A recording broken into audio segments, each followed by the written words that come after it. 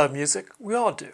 But would you go if your friend asked you to see some local kid rumored to have a great voice sing in a choral recital at Fremlingham High School, or while walking through the quad at Tufts University, would you drop a buck, then follow a young black woman as she busts with a voice and style like nothing you'd ever heard before? How cool would it have been to see and know Ed Sheeran or Tracy Chapman before they became the great famous artists they are today? I'm Bob Mack. Join us in this interval episode and be a front row witness to the first part of the arc of a young, super talented singer-songwriter's career.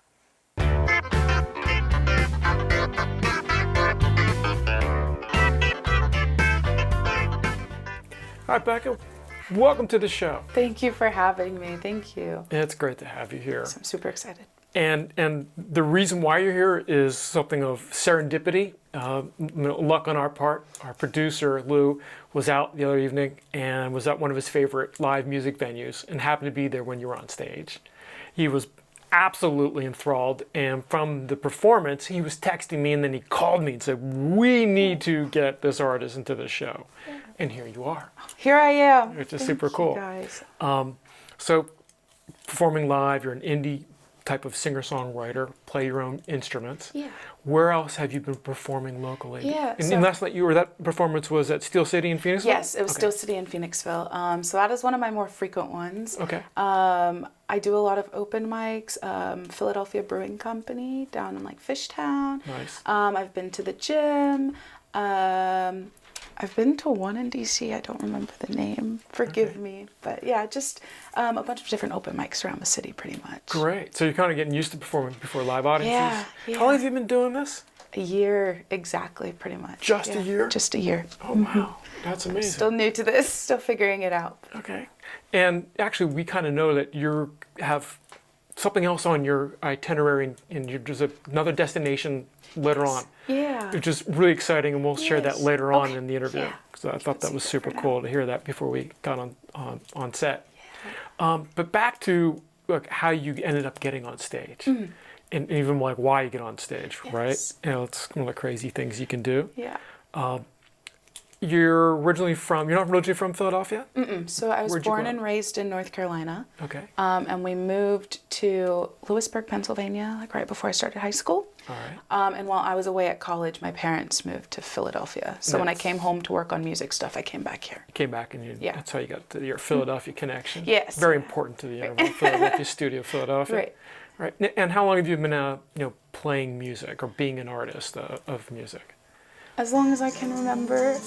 Like as a child? I would say I officially started at like 8 or so, but I've been singing and stuff, I think, since I was probably like 4. Oh, wow. Yeah. Okay. Yeah.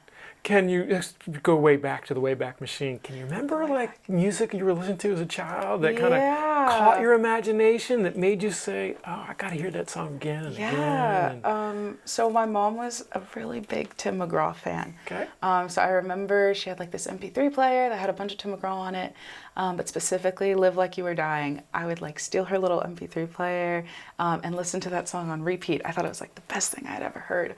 It's a great story. Yeah, and then I guess at that point, probably like a lot of Radio Disney and like kids music and stuff. Sure. But that was your hook. That was what it. Yeah. pulled you in. Timmy got me in. Yeah, for sure. Awesome. And his father is like a legend, super Tug McGraw for the Phillies. I'm a big Phillies fan. Tugboat McGraw. Yeah, that's super cool. So that's like a double connection right there. Right. It was meant to happen. Totally. So you obviously had a passion and interest for music. It was just like part of your growing up in DNA, even. Did you then end up taking lessons and learning instruments? How did you pick up your instruments? Because you play guitar too. Yes. So most of the instruments I play now, I taught myself. Okay. So my official music journey started with like cello when I was 8 years old, I believe. Mm-hmm. In music class, we were like learning about Yo-Yo Ma. And I went home and I was like, Mom, I got to play the cello. So that's what started with that. And I stuck with that up through high school.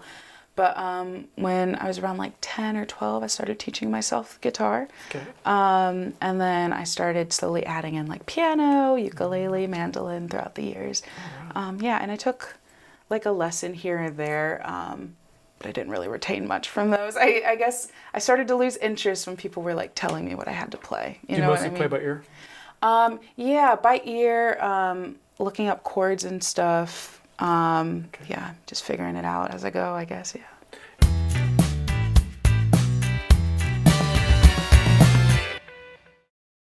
And then as you grew up through high school, your high school years, were you in plays and performances and that kind of stuff? Yeah, so in high school, I was in the orchestra. Okay. At that point, I was also, I guess, more of an athlete. So I played like lacrosse growing up as well.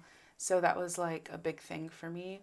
It was that, an orchestra. I did the spring musicals when I got to high school as well. So Okay. yeah, You got that time on the stage Right. as you're getting, you know, through the whole high school journey. I was in the orchestra pit, so I was like hidden away from Yeah, true. everybody. But Right. you know, yeah. You got to be on cue and everything Right. else. You know what that means. Yeah. And you had to play with, you had to listen to people around you. So it's a great skill to have. And then from high school, you went to, I know you went to college. You went Yeah. I went to Loyola Marymount University in Los Angeles.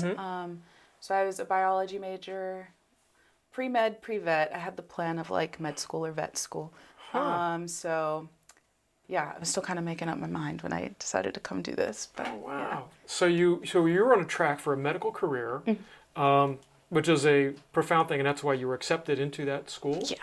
Wow. So you have amazing science credentials. Yeah, I try.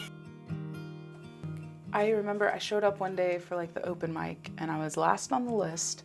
First one? I was going dead last, like, so. Was this at your first open mic ever? Oh, yes, my first, it was one of my first few. Okay. I don't know if it was my actual first open mic, Right. but he was like, you know, but like if you hang out, we'll try to get you on stage, like we'll see how much time we have. So I did, and I went, and he was like, dude, like you've got something special. Would you come back and like host for me? And so I guess that was like my most frequent reoccurrence, and like the place I went back to the most. Yeah, they're giving you that affirmation. Right, exactly. Right? And the confirmation. Right.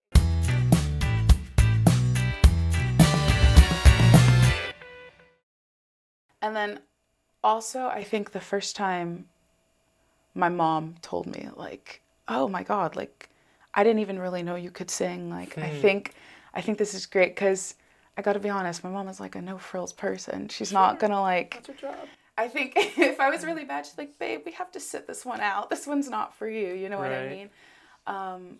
But she really started to push me. I was like, I think you can do this. So then at that point, I was like, okay, maybe, maybe this is it. That's really a great revelation and to share. Thank you for doing that, because there's other artists that could be watching that are like, you know, gee, what is it that enabled me to confirm I should keep doing this? Yeah. So you just shared like a nice little like roadmap of how to do that. And I think especially when your mom is like the one that says no and be practical. Right. And he's like, all right. Yeah. Right. Yeah. And I guess do that's this. really it. And I guess one of the scary parts is like, you never get like a true confirmation. You're always kind of just out there hoping for the best. You know what I mean? Right. So I still like, there's still points I'm like, I don't know if I can do this, you know, but you just got to keep going. Yeah, for sure. So speaking of keep going, I understand you're leaving to another destination. Yes. You're leaving Philadelphia. I know. Should I say where? Yeah, I think it's time. I'm heading down to Nashville, Tennessee, baby. All right. Yeah, I'm excited. Music Row, here we come. Yes, Music Row. I'm on my way. I'm super excited, super terrified. Right. I'm going alone. No connections. I don't know anybody. Don't know anybody. You're just gonna go. Right.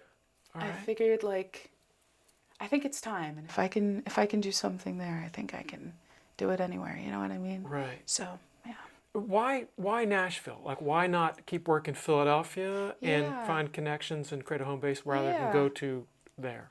I think now, like, my parents are here. I have my connections here, so I do always have a place where I can come back to here. Okay. And I don't plan on like leaving forever. I mean, I want to be back and forth a little bit and still work here. But I think Nashville, I think my sound leans a little more towards country. Okay. And it, you know, there's an Americana and indie vibe there too. Even rockers are ending up there. Yeah. So I think just in terms of sound, it's great. It also feels a little bit closer to home, just because I love Philly, but like for me, home was North Carolina. Okay. So I'm super excited to just even be remotely close to there again. You know what I mean? Nice. But yeah, so And when do you leave? tomorrow morning. What? I know. Yeah. And we'll have to make sure we post your updates, all that kind of stuff. Yes, please. And of course, where we can find your content, and we have links, and we'll Yeah. have an artist section in our Perfect. website too. Thank you. Very important. What is your ultimate goal? What would you, if you could say, all right, here's what I'm doing, and this is the time I'm doing it. Yeah. What would that be? Would you want to be a headliner, or you want to be, part of another group, or just I think above? I think kind of all of it. I want to just see the different paths that you can take Okay. in this industry. I think really my priority is songwriting. That's what I do. That's what I've always done. It's how I make sense of my thoughts. So I think that's the thing that will always be happening. You know what I mean? And I would love to take that somewhere. I guess my end goal is just to be able to pay rent. You know what I mean with it one day. Right. But But have a bigger goal. What would be the big stage you'd love to be on if you could? the big stage. Yeah. How big a stage? I guess it's not the biggest stage, but I've always wanted to play like the Fonda out in LA.